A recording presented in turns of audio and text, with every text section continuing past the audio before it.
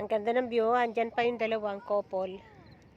Dito guys, sa may pangpang ng lake. Ayan, dyan. Di nyo na makikita eh. Kasi hindi namin to na tsitsempuhan kanina pa eh. Nandun sila sa kabila doon. Ayaw nila lumapit.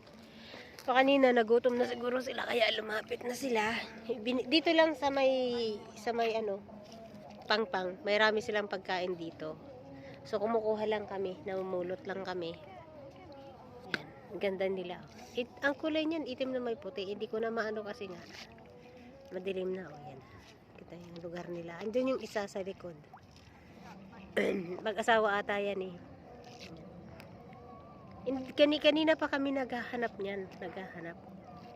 Kaya wala, hindi namin matagpuan. Maha, may shoes. Nilublob mo na yung sapatos ko. Kabago-bago. Ano, sapatos ko nilublob niya. Bininyagan. Loko. So, yan guys. Thank you for watching guys.